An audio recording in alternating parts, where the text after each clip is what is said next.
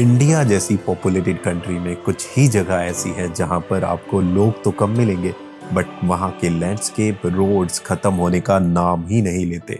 और तो और यहाँ के कुछ विलेजेस इतने छोटे हैं जिसमें सिर्फ 100 या 125 लोग रहते हैं। उन्हीं जगह में से ये है स्पीति वैली।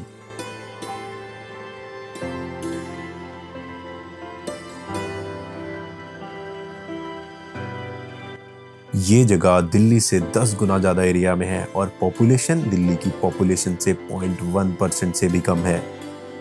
तो चलिए एक्सप्लोर करते हैं इस रिमोट लोकेशन को। यहाँ पहुंचने के लिए आपको शिमला से अर्ली मॉर्निंग बस पकड़ के आना होगा स्पीति के मेन टाउन काजा। शिमला से काजा तक का डिस्टेंस कवर करने में एचआरटीसी बस को लगते हैं 12 से 13 घंटे। मतलब आप सुबह निकलोगे शिमला से और शाम तक पहुंच चुके होगे स्पीति वैली में। फिर आपने ये बस जर्नी की ना, तो ये होगी आपकी सबसे सीनिक बस जर्नी। और स्पीति में नमस्ते या हेलो नहीं बोलते, यहाँ बोलते हैं जुले। और अपने से बड़े मेल को यहाँ पे बोलते हैं आचो और फीमेल को बोलते हैं आची। अभी आप स्पीति में हो, आप इन शब्दों का प्रयोग करना। आपको जो लोकल्स वहाँ पर अपनापन फील कराएंगे ना भाई, उससे बेस्ट फीलिंग कुछ नहीं होती। स्पीति के बारे में और जानने में पहुंचा यहाँ की सबसे बड़ी मोनेस्ट्री की मोनेस्ट्री। तो दोस्तों अभी हम जा रहे हैं की मोनेस्ट्री का जो व्यू पॉइंट है उसकी तरफ। आपको आप देखोगे ना, इधर थोड़ा सा हाइक करना पड़ेगा व्यू पॉइंट तक जाने के लिए।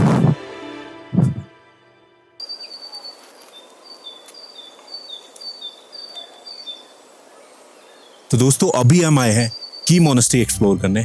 और की मोनेस्ट्री मतलब बेसिकली स्पीति की पहचान है।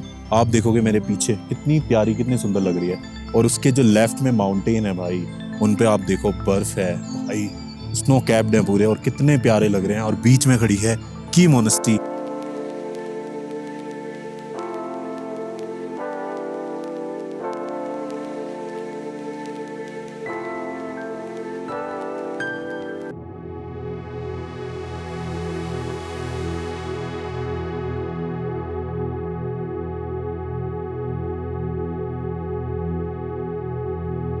तो दोस्तों जो की मोनेस्ट्री की ना पार्किंग है, वहां से आपको करीबन 200 से 300 मीटर का एक हाइक करना होता है मोनेस्ट्री के एंट्री पॉइंट तक पहुंचने के लिए। तो दोस्तों अभी आ गए हैं की मोनेस्ट्री के एंट्री पॉइंट पे। और आप देखोगे मेरे पीछे तो कुछ थोड़े से स्टेयर्स हो रहे हैं जो हमें कंप्लीट करने हैं, उसके बाद हम एंट्री ले लेंगे मोनेस्ट्री में। और भाई 13,000 फीट पर स्थित ये मोनेस्ट्री अपने आप में एक टाउन है। यहाँ पे आपको स्कूल मिल जाएगा, प्रेयर रूम्स मिल जाएंगे, टेम्पल मिल जाएंगे, और भाई पूरा मार्केट मिल जाएगा। और बाकी तो भाई काफी कुछ है, पूरा टाउन है ये एक तरह से।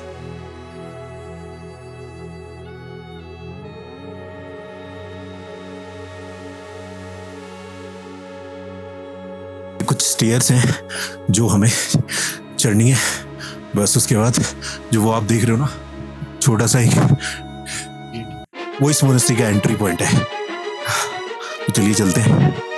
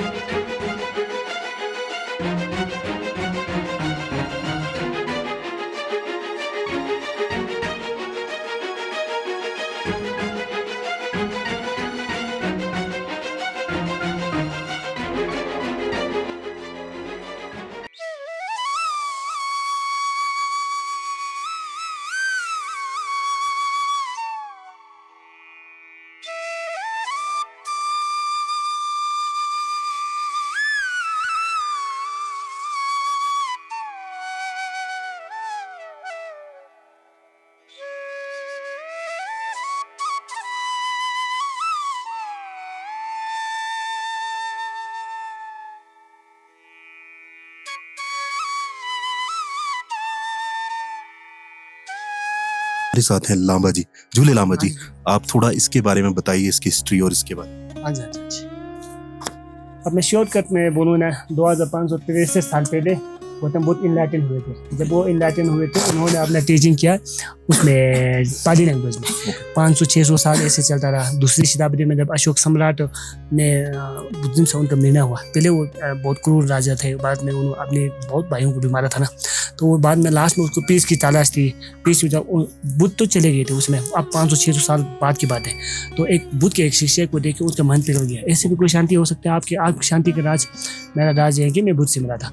तो उसके बाद वो जो अशोक सम्राट उस भिक्षु को देख के उनका मन वैराग्य जागा, तो उन्होंने भी बुद्ध कुछ भी पीस को अपनाया। तो उन्होंने फैलाने खुद को अच्छा लगा, तो लगा कि ये फैलाना चाहिए, तो उन्होंने फैलाने की कोशिश की। अपने बच्चे, अपने लड़की को श्रीलंका और तिब्बत ऐसे कुछ भेजे, तो उसमें उतना स्ट्रॉन्ग नहीं फैला। बुद्ध कहते हैं कि धर्म फैलाने की जरूरत नहीं है, कोई भूखा है तो खाने की तलाश में खुद निकल पड़ेगा, कोई किसी को अल्टीमेट हैप्पीनेस चाहे तो वो खुद चले जाएंगे, फैलाने की जरूरत नहीं है। तो ऐसे चलता रहा। हल्का जैसा हिंट हो गया था कि इंडिया में ऐसा नॉलेज है। तो 6वीं शताब्दी में जब नालंदा विश्वविद्यालय बना, तो नालंदा विश्वविद्यालय बनते ही नालंदा इंडियन के महान आचार्यों ने बुद्ध के नेपाली से संस्कृत में ट्रांसलेट किया। तब लगभग कुछ ऐसे चलता रहा ना। तो जब 11वीं सेंचुरी में नालंदा को जलाया, तो उस समय नालंदा में संस्कृत, बुद्ध के स्क्रिप्चर लिखे हुए संस्कृत में कितने थे? 84,000 में से आजकल हमारे पास सिर्फ 108 ही है। वो चीज़ नालंदा को जलाते समय मंक्स को भी साथ में जला दिया। 3 बड़े लाइब्रेरी थे, तीनों लाइब्रेरी को जला दिया। वो जो बचे बुक्स ऐसे बचे जिसके कुछ मंक्स अपने जान बचा के वो बुक्स को लेके भाग गए। अब ये दूसरी बार भारत का नॉलेज बाहर जा रहा है कि कुछ मंक्स अपने डर की वजह से चाहे मतलब कि यहाँ तो मार दे करके तिब्बत पहुँचे, चाइना पहुँचे, श्रीलंका पहुँचे, ब्रह्मा पहुँचे, फिर वो कंबोडिया पहुँचे। तो ऐसे बुद्धिज्म थाईलैंड सब 11वीं सदी में फैला।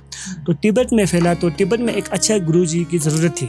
बुक तो गया उन्हें सिखाने वाले, तो तिब्बत लोग इंडिया गुरु ढूंढने आए। तो उन्हें इंडिया में मिला था आचार्य दीपंकर श्रीजात।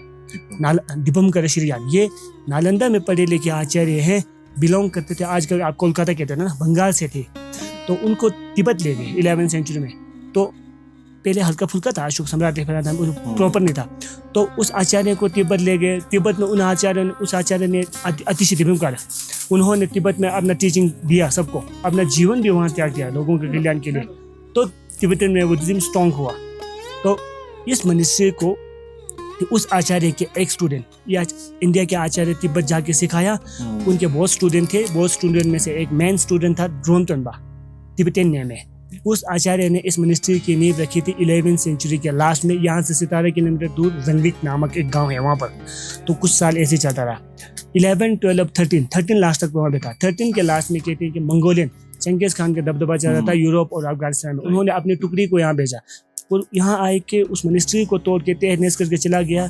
उनको लगा कि ये तो गरीब जैसा इलाका है, कुछ लूटने टूटने को नहीं है, तो वो चला गया। तो 13 सेंचुरी लास्ट में इस मिनिस्ट्री को तोड़ा।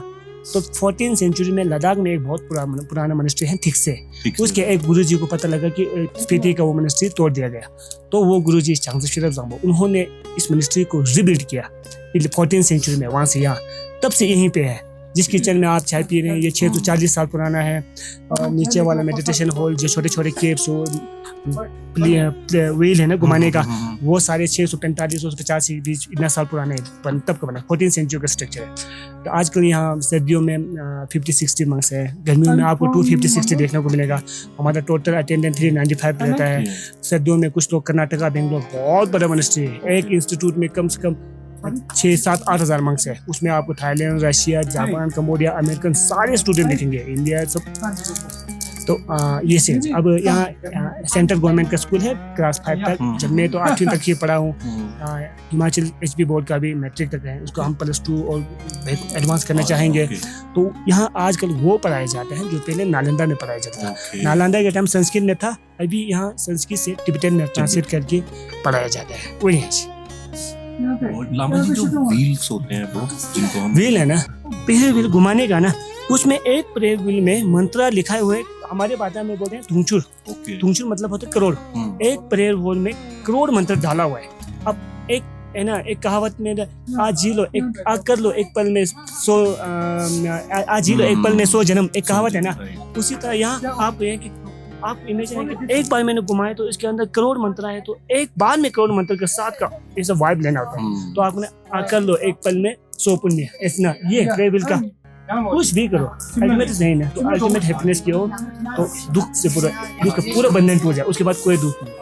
इसको तो मंत्र करते समय आप पूरा आप आपको उसका मेडिटेशन करना आता है तो फिर कितने अच्छी वाइब है आपको पता है। फिर भी मेडिटेशन नहीं करना भी आए ना, एक इंसान के होने की वजह से ना मेरे इससे जो भी हो पुण्य हो सबका अच्छा ही हो, एक बार घुमा दे, इसमें भी बहुत बेनिफिट है ऐसे।